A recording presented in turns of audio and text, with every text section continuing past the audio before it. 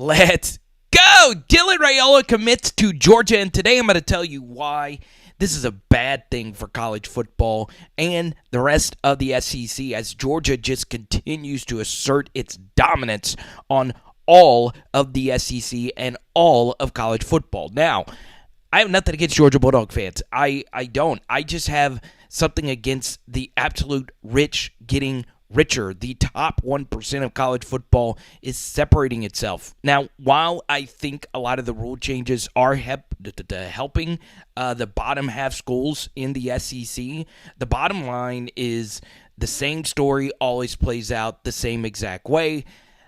The rich get richer in every walk of life, and there is no sport that better exemplifies this than college football. So, just to give you a little backstory, this young man is by far the number one rated quarterback in the cycle. He is a national number one overall player on the On3 consensus, and I believe the 247 composite as well. And look, I wish him nothing but the best. I always root for kids to do what they want to do. But there was a very strong push for Dylan to go to Nebraska. Now, Nebraska is not an SEC school, and this is an SEC channel. But a lot of the 40 and over crowd remembers the days when Nebraska was actually a good, respectable football program, and that obviously is no longer the case, right? The Tom Osborne days are just no longer. And Dylan's dad, of course, played at Nebraska. He won a Remington at Nebraska, and there was a really good push by Matt Rule and his staff to get Dylan to commit to the Cornhuskers. Now, Raiola was a long-time commitment to Ohio State. He decommitted roughly a year ago, and his recruitment has basically been between Georgia and Nebraska. But this is something that has just always been true when it comes to college football recruiting. Kids don't like to go venture off somewhere to an unknown. And Nebraska is a big-time unknown. They have had no quarterback stability, no program stability whatsoever. And the program has just been terrible, where there is nothing more stable in all of college football right now than the Georgia Bulldogs football program. And that is something that Raiola actually specifically mentioned as something as to why he actually committed to Georgia, because he kept saying that the program, he said in a quote to Steve Wilfong, that the program isn't built on any one player or any one thing. Georgia is Georgia no matter if, and this isn't what he said, but Georgia, paraphrasing here, Georgia is just Georgia. They are by far the dominant force, and to get the number one overall player to commit to the number one team is just unfair, especially when you take a look at Georgia's 2024 recruiting class. Yes, they get the Raiola commitment, but if you look, all the 5-stars that they have committed, none of them are actually from the state of Georgia. And the 4 5-stars that are in the state of Georgia this cycle, none of them have committed yet. So what's very interesting is Georgia is only going to get stronger, right? You expect a few Ohio State. You expect a few receivers now to come along with Raiola because obviously you want to play with the number one guy. And the one thing that's very interesting about DYLAN RAIOla is he is not a dual threat quarterback. Now, as you see with the highlights in the background, he is not by any stretch of the imagination a still statue in the frame of, let's say, someone like Mac Jones, but he is obviously not someone that runs a whole lot. So this is a pure pocket passer with some very interesting pocket mobility, but he himself is not a guy that you're going to see break off a long 30, 40, 50-yard touchdown run like an Anthony Richardson, Jaden Daniels, or Kyler Murray, if you will. He's a guy that likes to sit in the pocket, find things open, and obviously extend plays. Now, one thing that is very interesting when it comes to DYLAN RAIOla is it is not 1,000% certain that this commitment is going to stick. Now, as a high school player, he played somewhere different as a sophomore than where he played as a junior to now where he is going to play as a senior. And there is a very interesting reveal towards the end of this video, is that these are actually his sophomore highlights. His junior season, he played for Chandler High School, and now as a senior, he is going to play for a school named Pinnacle, which had all the elite recruits in Arizona basically last year, highlighted by Deuce Robinson, the tight end. So this is very interesting that he has gone to 3 different high schools in 3 years, and he was once committed to Ohio State.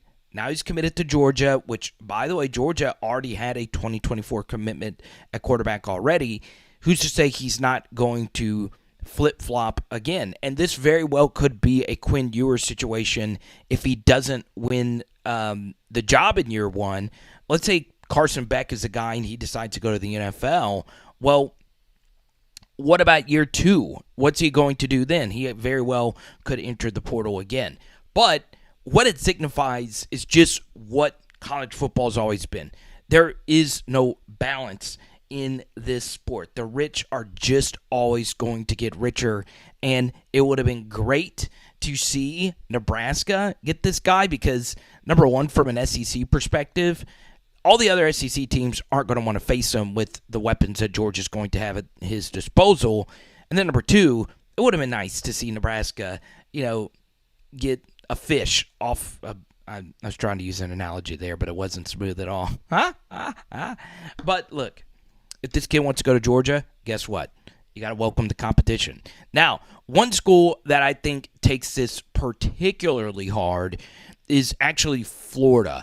And the reason why I say that is because Florida, the big thing for them was going to be this 2024 recruiting cycle. They have DJ Lagway, another top 50 quarterback that is committed to their cycle. And this recruiting class for Florida was supposed to be one that moved them closer to the Georgias and the LSUs and the Alabamas of the world. But the truth is, while Florida will have their best recruiting class in 2024 under Napier, well, LSU's class is going to be really good. They already have a quarterback committed in Colin Hurley. Alabama is going to Alabama. And also keep in mind, Tennessee, their recruiting is only going to get better, especially if they have another good season. So, obviously, there's no letting up in the SEC, and this is just, once again, Kirby doing Kirby things. Even though this offseason has been turbulent on the field and in recruiting, nothing has changed. Absolutely at all. Boom! I'm looking at you. Yes, you right now. So, comment down below your thoughts on today's video.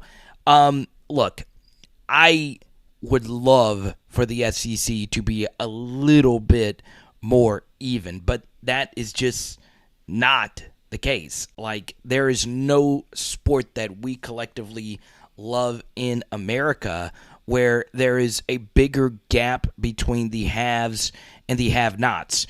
And that is just absolutely insane how big that is in college football. And it's a juxtaposition from the NFL where quite literally any team with some good drafting, one really good quarterback pick or trade or whatever, the NFL is a far more balanced league. So it's going to be interesting to see if that changes at all with the development and the evolution of NIL and all that good stuff. So let me know what you guys think down below.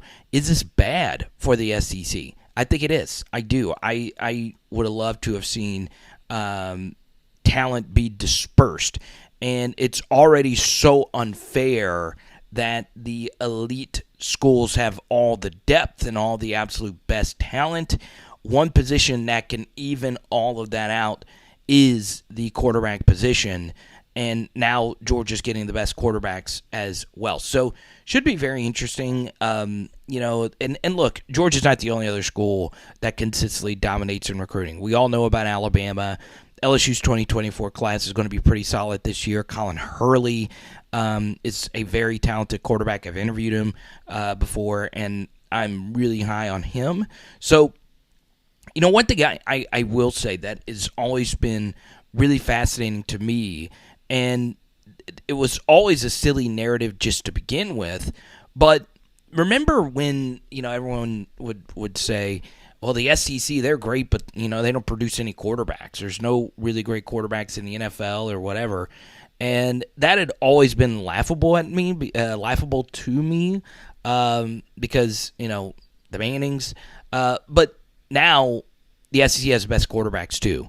And it's just crazy to me. Absolutely crazy.